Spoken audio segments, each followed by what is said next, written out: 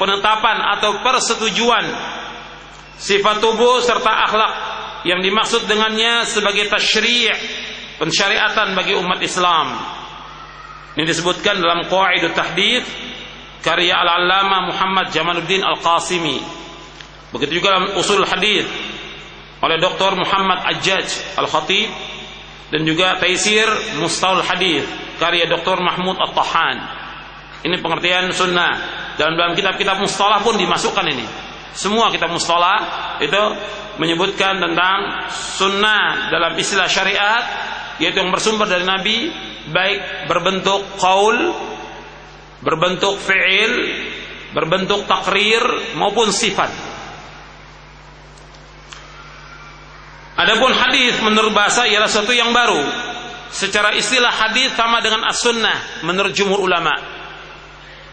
Jadi kalau disebutkan hadis Nabi sama dengan sunnah Nabi, maksudnya perkataan, perbuatan dan takrir. Jadi hadis Nabi atau sunnah Nabi maksudnya yaitu perkataan, perbuatan dan takrir Nabi. Kemudian ikhwan fillah, azakumullah, ulama yang sejak dahulu itu menggunakan istilah dengan kata-kata as-sunnah. Pada hakikatnya sama dengan hadis. Nah, sekarang pengertian tentang as-sunnah ini ada beberapa pengertian.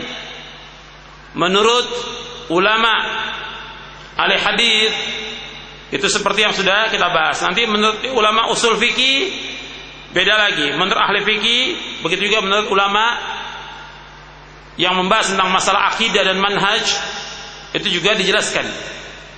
Tadi kita bahas menurut ulama ahli hadis. Sekarang menurut ulama usul fikih, apa yang dimaksud sunnah? Dalam kitab-kitab usul fikih itu dibahas yang dimaksud dengan sunnah segala sesuatu yang bersumber dari Nabi sallallahu alaihi wasallam selain dari Al-Qur'an. Baik perbuatan, perkataan, takrir atau penetapan yang baik untuk menjadi dalil bagi hukum syar'i. Arti pembahasan dalam ilmu usul fiqh yaitu membahas tentang sunnah dari segi undang-undang yang wajib dilaksanakan oleh kaum muslimin yang tidak terdapat dalam Al-Quran. Jadi usul fikih membahas apa? Yaitu tentang hukum tasyri'. Al-Quran sudah ada lagi tasyri' yang lain dari sunnah. Jadi dua. Maka disebutkan oleh ulama usul fikih artinya sesuatu yang bersumber dari Nabi selain dari Al-Quran. Ini pembahasan ulama usul fiqh. Jadi ulama usul fiqh membahas dari segala yang disyariatkan kepada manusia sebagai undang-undang kehidupan dan meletakkan kaidah-kaidah bagi perundang-undangan tersebut. Kemudian selanjutnya, menurut ulama ahli fikih,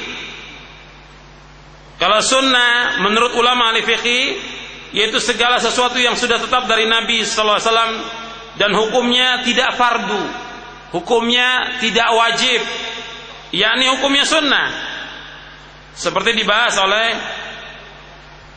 Al-Imam Asy-Syaukani dalam kitabnya Irsyadul Fuhul ila tahqiqil haqq min ilmi al-usul.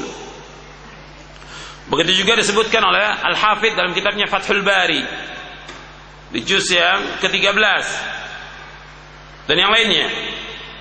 Jadi sunnah dalam artian sunnat maksudnya mustahab, maksudnya nafilah, tatawwu' selain dari yang wajib. Jadi kalau ulama fikih menyebutkan hukumnya sunnat seperti sholat rawatib hukumnya sunnat, maksudnya bukan yang wajib, maksudnya mustahab, tatawwu', nafilah, ta'ah atau qurbah. Artinya kalau dikerjakan dia mendapatkan pahala, kalau ditinggalkan dia tidak berdosa. Itu yang disebutkan dengan sunnat menurut ulama ahli fikih atau fuqaha. Kemudian selanjutnya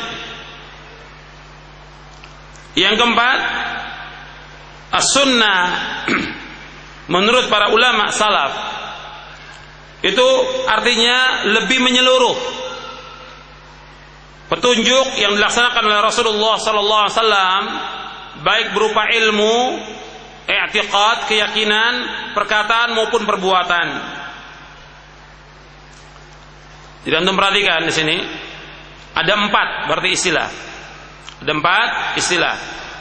Kalau menurut ulama ahli hadis dalam kitab-kitab mustalah disebutkan bahwa sunnah atau hadis itu apa yang disandarkan kepada Nabi, baik berupa perkataan, perbuatan, takrir, sifat, bentuk tubuh atau akhlak.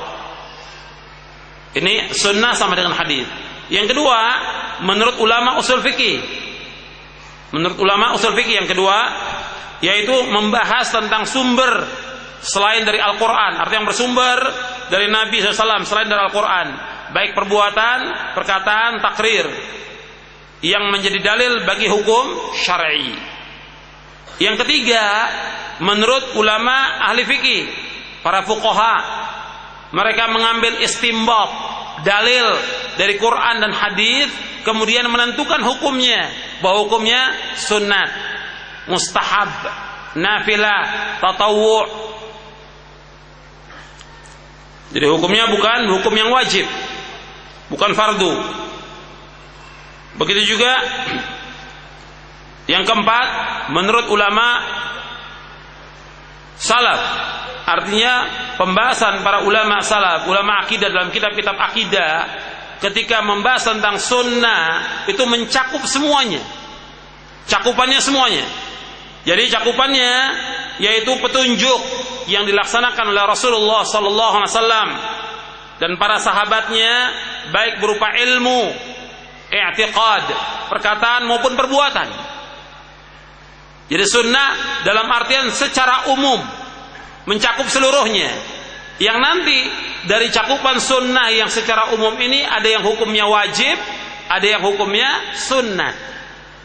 Dari sunnah yang secara umum ini ada yang hukumnya wajib, ada yang hukumnya sunnah.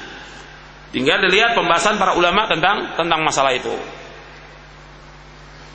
Ya, tetap dikatakan mengikuti sunnah, artinya kita mengikuti sunnah Nabi Sallallahu Alaihi Wasallam. Yang ini nanti lawannya adalah bid'ah. Lawan dari sunnah ini, pembahasan para ulama salaf ketika membahas tentang petunjuk Nabi dan para sahabatnya, baik berupa ilmu, i'tiqad, keyakinan, perkataan maupun perbuatan. Lawannya dari yang menyalahi ini bid'ah. Bab ilmu yang dimaksud ilmu yang datang itu ilmu yang datang dari Allah dan Rasulnya.